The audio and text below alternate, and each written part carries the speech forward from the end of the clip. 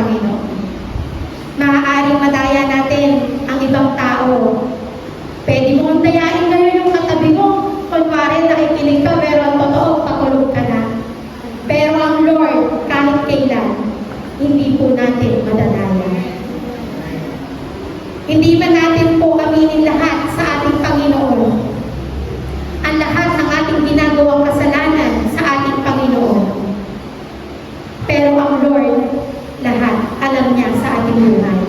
Sabi nga, you cannot lie to God because He knows the real desires of your heart. Alam niya kung paano mo totoong gustong pumunta dito para mabigyan siya ng papuri at pagsamba.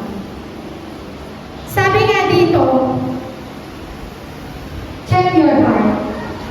Sa Nehemiah chapter 4 verse 10, ngunit sinabi ng Huda, ang lakas ng mga tagapasan ay nauubos at marami pang basura, kaya hindi kami makagawa sa pader. Amen. God is checking on our heart right now. Kung ito ba ay in good condition, kung ito ba ay totoo, kung ito ba ay tapat sa ating Panginoon. Sabi nga, ayaw ng Lord na may basura sa puso natin. Ayaw ng Lord na merong bagahe o kahit na anong uri ng dumi sa ating mga puso. Tanungin nga natin yung ating puso, okay pa ba ang puso natin? Amen. Baka kaya hindi na tayo maayos na nakakapag-serve sa ating Panginoon ay dahil hindi na okay yung ating mga puso. Yung tipong hindi mo na alam kung mahal ko pa ba talaga ang ating Panginoon. Kung kilala ko pa ba talaga yung Lord na aking pinaglilingkuran. Mga kapatid, sabi nga dito, i-check natin yung puso natin. Palagi lamang natin na ipasiyasat sa ating Panginoon. At sabi nga dito sa pangalawa, pray for your heart. Sa Panaghoy, chapter 3, verse 9 to 10, susuray-suray ako sa tindi ng hirap. At kahit saan ako bumali, ay may pader na nakaharap. Siya'y parang osong nag-aabang sa akin at parang liyong nag-aantay. So sabi nga, hindi talaga natin kayang dayain ang puso natin. Dahil alam talaga ng ating Panginoon kung tayo ba ay nangihina na, kung tayo ba ay nalulugmok sa kasalanan, kung tayo ba ay hindi pa ready maglingkod sa ating Panginoon. Sabi nga, ipag-pray natin yung puso natin. Dahil baka maparusahan tayo ng ating Panginoon. Dahil binanggit niya sa Mateo chapter 15 verse 8, ang pagkalang sa akin ng bayan ito ay pakunwari lamang, sapagkat sa bibig at hindi sa puso ito umubukan. Maaaring sabihin natin, mahal mo ang Lord, pero pag ba tinanong tayo, kaano mo ba talaga kamahal ang ating Panginoon? As in, label na lang ba talaga yung ministry ko? Label na lang ba talaga? Yung kaya ako naglilingkod sa Lord dahil usher ako, dahil music ministry ako, dahil teacher ako. Ang hinahanap po sa atin ng Panginoon ay maglingkod tayo na naroon yung pagmamahal sa ating Panginoon. Ang nais ng Lord ay set your heart on fire. Sabi sa Pahayag chapter 3 verse 15 to 16, alam ko ang mga ginagawa mo. Alam ko hindi ka malamig, di mainit. Mabuti pa sana kung ikaw ay malamig o mainit. Ngunit kahit ikaw ay maliganggang, hindi mainit ni malamig, isusuka kita. Napakabigat po ng sinasabi sa atin ng ating Panginoon. Yung tipong hindi na natin maramdaman yung presence ng Lord. Yung tipong hindi na natin alam, connected pa ba talaga ako sa ating Panginoon? Sabi nga, nasa na yung unang beses na minahal mo ang Lord? Nasa na yung unang beses na nakilala mo ang Panginoon? Nasa na yung init, yung effort, yung sacrifices na ginagawa mo noon sa ating Panginoon? Ibalik natin yung init ng pagsaserve sa ating Panginoon. Bantayan natin palagi yung puso natin. Siyasatin natin palagi kung ito ay totoo at tunay na nagmamahal sa ating Panginoon. Sabi nga, we should always pray to have a clean and pure heart. Bakit nga ba napakahalaga na magkaroon tayo ng ganyang puso? Lalo na, sabi nga, lalo na, bago tayo tumanggap ng Santa Cena. Sabi nga dito, kaya ang sino sa unang Korinto, chapter 11, verse 27 to 32, kaya ang sino mang kumakain ng tinapay at umiinom sa kopa ng Panginoon, sa paraang di nararapat, ay nagkakasala sa katawan at dugo ng Panginoon. Kaya't dapat siyasatin ng tao ang kanyang sarili bago siya kumain ng tinapay at uminom sa kopa. Sapagkat ang sino mang kumakain at umiinom na hindi kinikilala ang kahalagahan ng katawan ng Panginoon ay kumakain at umiinom ng kahatulan laban sa kanyang sarili. Iyan ang dahilan kung bakit may hina at sakitin ng marami sa inyo at may ilan lang namatay na. Kung sisiyasatin natin ang ating sarili, hindi tayo hahatulan ng ating Panginoon. Ngunit hinahatulan tayo ng Panginoon dahil itinutuwid niya tayo upang hindi tayo makarusahan kasama ng sanlibutan. Amen. We need to examine our heart, ourself, and our soul. Dahil napakalaking kasalanan po yung basta na lang tayo kumain ng tinapay at uminom sa kopa ng ating Panginoon. At sa totoo lang po, nung nabasa ko to, ngayon ko lang din po talaga nabasa yung iyan ang dahilan kung bakit ang ilan sa atin ay mahihina na at sakitin dahil hindi pala kinaluludan ng Lord ang ating puso. Amen. At sabi nga, lalo tigit ipag-pray din natin ang ating puso sa tuwing when we are experiencing prosperity. Sabi sa sa mga taga-Roma chapter 2 verse 4, o baka naman gusto mo pang hamakin ng Diyos dahil siya ay napakabait, mapagpigil at mapagpaumanhin. Hindi mo ba alam na napakabuti ng Diyos? Kaya binibigyan ka niya ng pagkakataong magsisi at tumalikod sa kasalanan.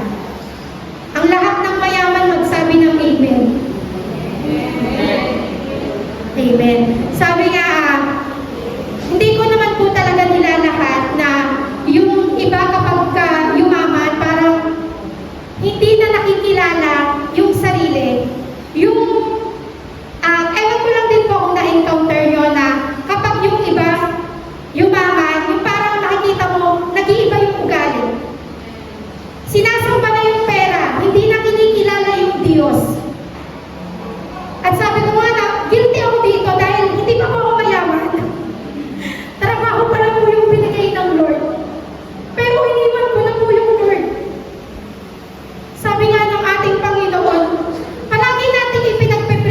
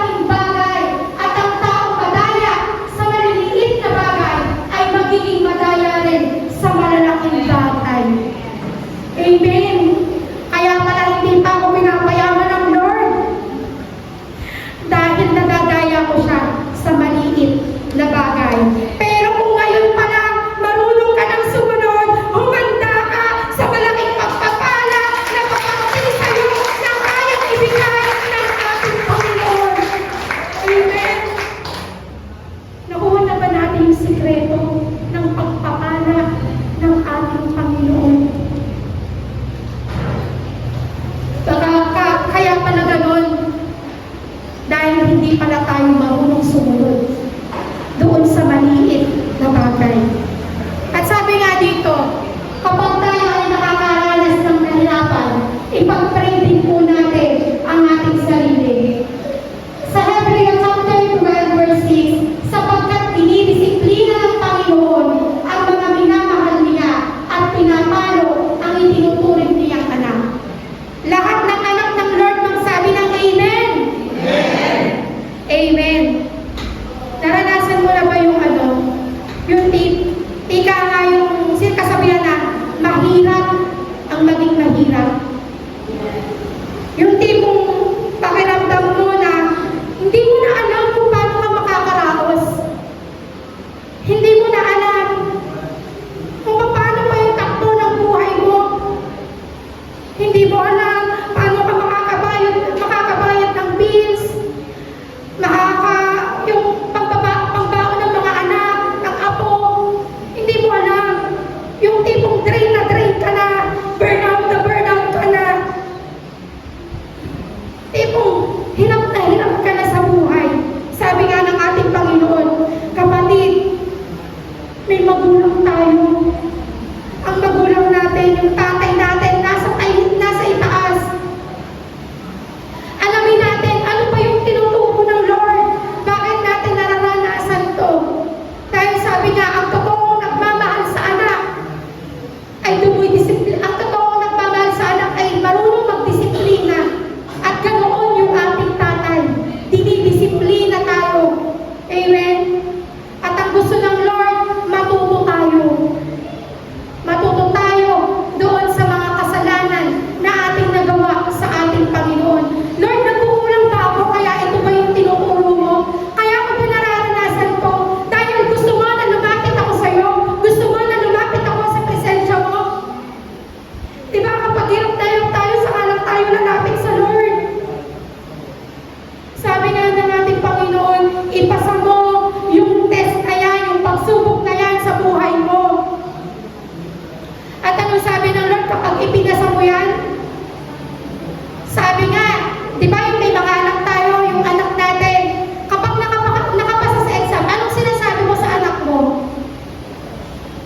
I'm proud of you, anak. Sabi nga ng Lord, nakita ko kanina yung mga tao kung paano sila pumunta dito sa church. Habang naglalakad sila, di ko alam ba't ako naiiyak. Kahit ako si Brother Ronald, si Brother Totoy, kung paano nila ipinagtatagumpay, paano nila inalalaban ang ating Panginoon. At tayo lahat, kaya tayo naririto dahil inalalaban natin ng Lord. Gusto natin na makilikaw sa atin ang ating Panginoon. Sabi nga ng Panginoon, anak ko yan. Proud sa'yo, Lord. Si Ate Badet, anak ko yan. Sister Gina, anak ko yan.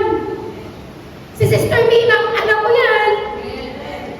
At ganun ka-proud ang Lord sa'yo dahil narito ka sa presensya ng ating Panginoon.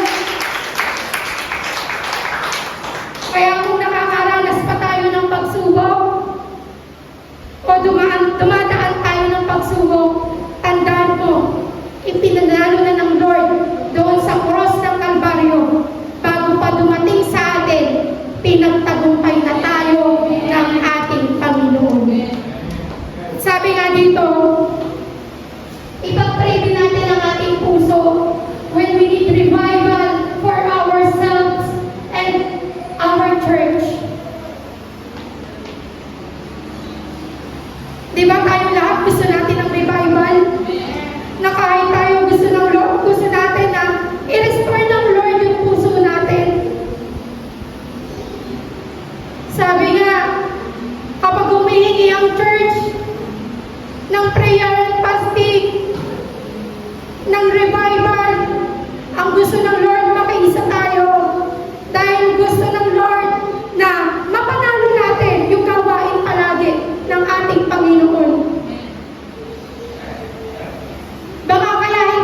nagagawa dahil tayo mismo yung nagiging hadlang.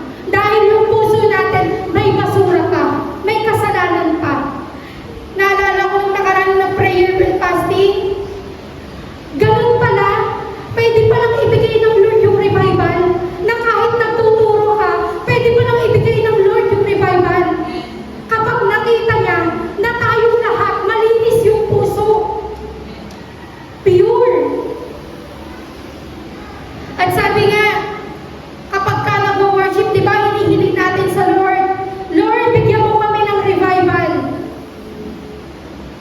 Pero minsan, dahil hindi okay yung puso natin, ang tinitingnan natin ay kung paano magpuri yung katabi mo. Ang tinitingnan natin, paano umawit ang music ministry. Sasabihin ko sa inyo, sinisigurado ko sa inyo na hindi mo mararanasan yung pag-worship mo sa ating Panginoon hanggat hindi mo binubuksan ang puso mo. Hanggat hindi mo nakikita ang Lord, hindi mo namimit ang Lord ng harap-harapan, hindi mo siya nakikilala, hindi mo kayang mag-worship sa ating Panginoon. Hindi enough yung ginagawa natin sa ating Panginoon. Baka sabihin natin na ang tagal namang mag-worship, yung tipong papalakpakan, sinabi ng song leader. Paano ba talaga tayo mag-worship sa ating Panginoon? Yung kapag sinabi lang ba ng song leader na itaas mo yung kamay mo, saka mo lamang itataas yung kamay mo. Kahit hindi pa sinasabi ng song leader, papalakpakan mo ang Lord. Itataas mo ang pangalan ng ating Panginoon. Hindi ka mahihiya. Pag nakita mo na kinahabagan ka ng ating Panginoon, pagpupurihan mo siya. Pag nakita mo kung gaano kabuti ang Lord sa buhay mo, you will worship Jesus. You will praise. Kaya mo lumuhod, kaya mo umawit, kaya mo kumanta kahit hindi ka marunong. Dahil ang hinahanap ng Lord, hindi yung magaling. Ang hinahanap ng Lord, yung puso mo. Puso mo lahat ng umawit. Puso mo lahat ng magpagago. Yung puso natin na handang hanapin ang presensya ng ating Panginoon. Kaya nga, sabi ng Lord sa mga magtuturo pa, hindi ko hinahanap yung magaling. Ang hinahanap ko ay yung puso mo na handang sumunod sa kalooban ng ating Panginoon.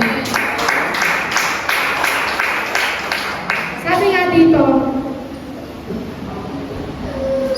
ipag-pray natin yung puso natin when we find ourselves getting critical, careless, and when we know that all is not well on our sides. Pray tayo sa Lord. Ipa-restore natin sa Lord muli yung init, yung pagmamahal, yung alab, yung passion natin sa paglilingkod sa ating Panginoon. Sabi nga ng Lord, paano nga ba natin sisimulan? Kapatid, ngayon pa lang, sinasabi ng Lord, lumapit ka sa presensya ng ating Panginoon. Huwag kang bibitaw! Palagi kang tumayo! Sa kahit na ikaw ay nasa gitna ng bagyo, palagi mong hanapin ng presensya ng ating Panginoon. Sabi nga, mas okay na tumayo ako sa gitna ng bagyo. Basta kasama ka, Lord. Basta kasama kita. Kaya kahit mahirap, kahit hindi natin kaya, sabi nga, wala namang binigay ang Lord ng hindi natin kaya. Kaya ibinigay sa atin ng Lord dahil kilala niya tayo, dahil anak niya tayo. At kinikilala ng ating Panginoon yung puso natin na kaya mong mag-serve sa ating Panginoon. Paano nga ba natin sisimulan? Una, pray in all sincerity and humility. Sabi sa 2 Samuel chapter 12 verse 9 to 13, bakit mo hinamak ang salita ni Yahweh at gumawa ka ng masama sa kanyang paningin? Ipinamatay mo ang Meteo si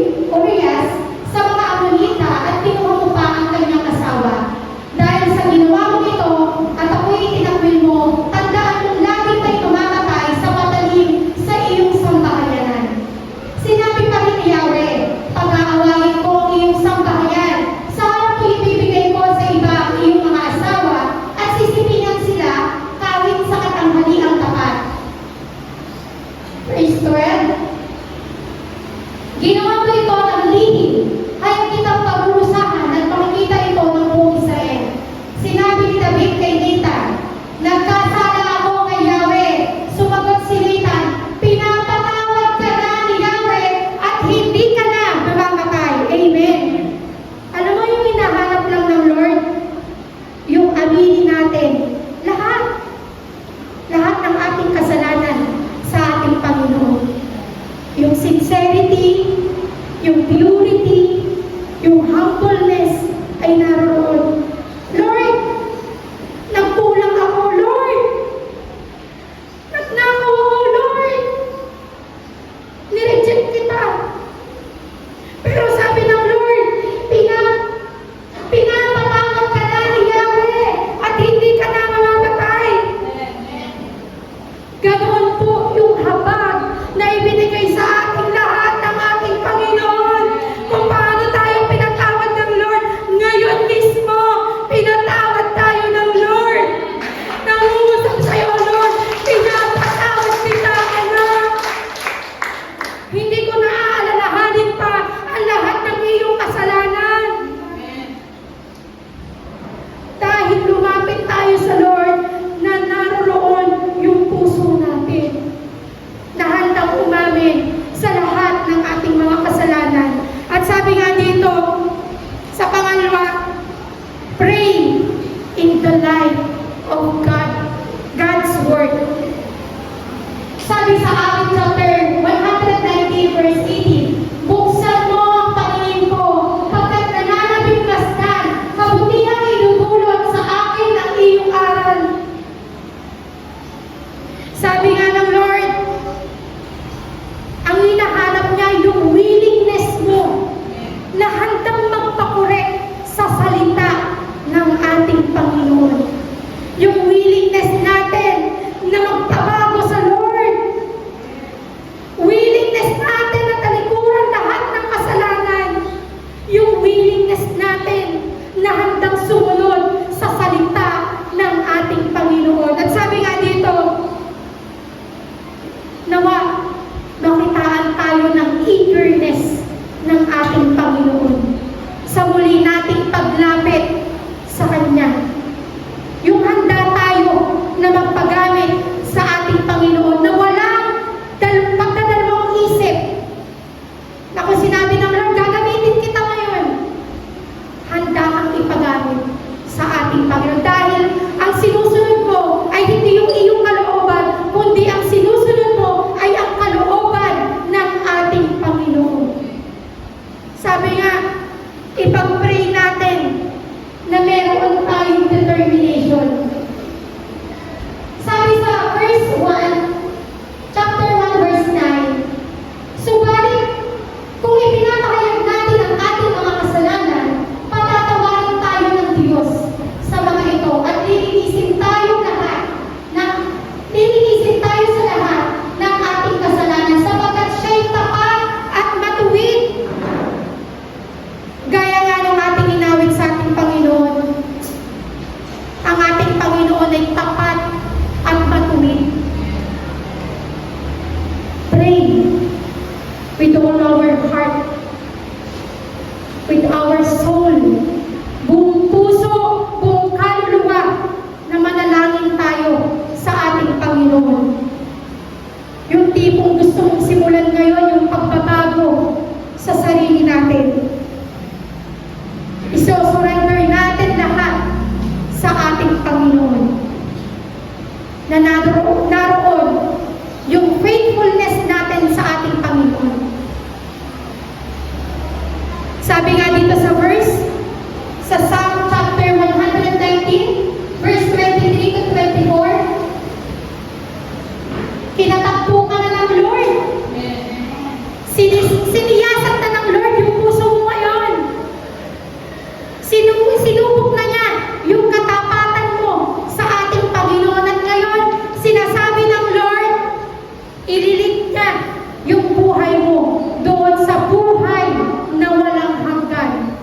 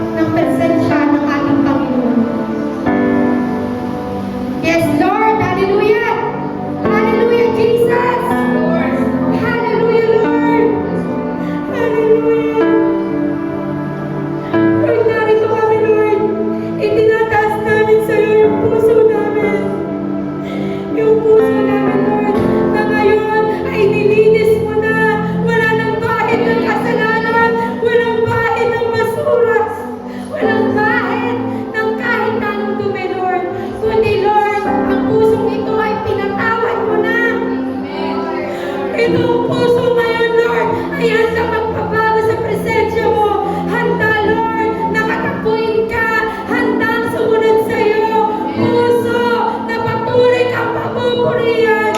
Puso na patuloy kang aawitan. Puso na patuloy kang sasampahin. Hindi na namin hinihiling ang anumang bagay. Ang nais namin, Lord, ay ang presensya mo, Lord. Hallelujah. Lord, kitang-kita mo kaming lahat. Kilala mo po kaming lahat, Lord. Kung paano namin gustong lumapit sa iyo. Kita mo, Lord, yung puso namin. Kung paano kami gumising ng maaga para ma-bless ka. Para mapapulihan ka. Kita mo, Lord, yung music ministry, Lord, na pumunta ng maaga dito, Lord, para sambahin ka. Lord, kaming lahat na narito yung puso namin, ibinibigay namin sa iyo. We offer our heart na yung desire ay mapapurihan ka. Na yung desire ay masamba ka.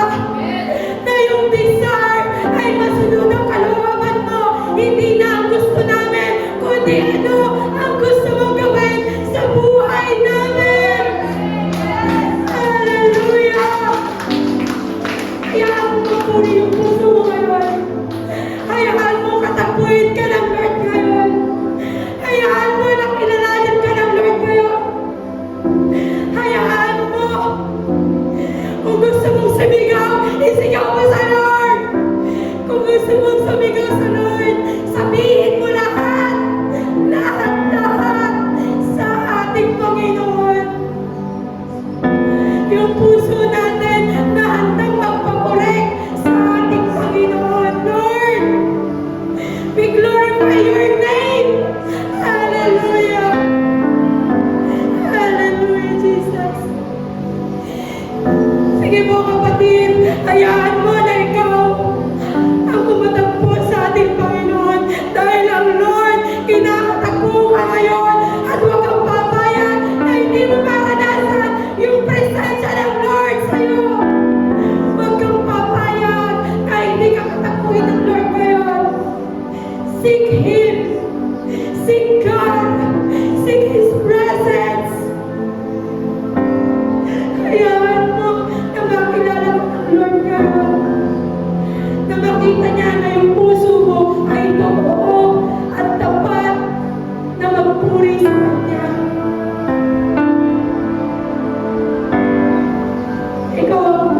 Ikaw ang manalangin sa Panginoon. Ibuhos mo sa Lord. Anong laman ng puso mo ngayon? Kung pagod ka na, kung hirap ka na, ipag-pray mo yung puso mo. Kung sa palagay mo, naging mayaman ka, ipag-pray mo yung puso mo. Kung sa palagay mo, hindi mo na maramdaman yung presence ka, ipag-pray mo yung puso mo. Kung sa palagay mo, na nawala ka sa presensya ng Panginoon, ipag-pray mo yung puso mo na makilala mo siyang muli, na ibalik yung init, na ibalik yung pagmamahal, yung halap na ibinigay sa iyo ng Lord. Yung puso mo na punong-puno ng passion, ng pagsaserve sa Kanya, ng sincerity,